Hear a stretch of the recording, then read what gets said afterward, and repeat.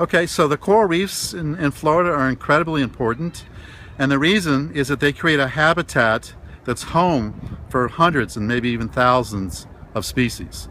Some of these are fish that we eat, and some of them are just beautiful things that we like to go and look at. But then the reefs themselves are a living seawall that protect the coast of the Florida Keys from damage by storms. So that's one of what we call ecological services, these value that these ecosystems are giving us at no cost to us, but save us the expense of having to secure our shorelines.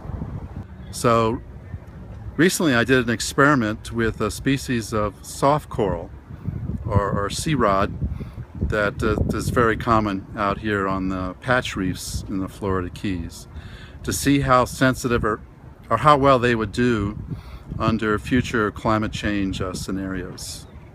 So as a result of climate change and increasing CO2 concentrations in our atmosphere, the oceans are becoming more acidic. And so my study was to see how this species of soft coral might be able to deal with the kind of pH change that we're expecting by the end of the century. This species of soft coral makes a skeleton inside out of calcium carbonate. Those are two minerals that they can take from the seawater, and they take it into their bodies, and then they're able to build a skeleton from it. And those crystals that make up that skeleton are of a mineral that's very soluble. By that we mean it would tend to dissolve in seawater, just like if you put grains of salt into tap water, it will dissolve. These minerals will tend to dissolve if the pH gets a little bit lower than it is today. So we thought that these corals might be very sensitive to the pH changes that are predicted for the end of the century, and that's why we did the experiment. So we went out to a reef and clipped off these corals and glued them to little pieces of plastic pipe, and then put them in tanks where they could be exposed to the normal light and temperature that they were used to.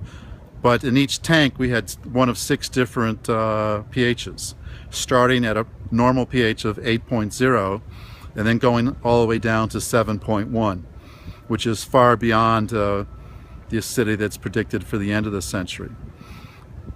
And then each week we did this experiment for 8 weeks. Each week we would measure the coral to see how much it has grown, just how much longer it was. We would weigh it to see how much weight it had put on. And from these we could see that as we lowered the pH of the water, they would grow more slowly. But at no point did they completely stop growing, and at no point did they ever die. Whereas in other studies with other species, we've seen we can get to a pH at which they'll completely stop growing, and if you go below that, the organism actually dies. So the conclusion of the study, and it's a happy conclusion, is that this is a particular species that's sensitive to pH change, but less so than some of the other forms of marine. So that's good news, and that means we can cross this species off and we don't need to worry about it. And we can shift our focus to searching for other species that might be more sensitive.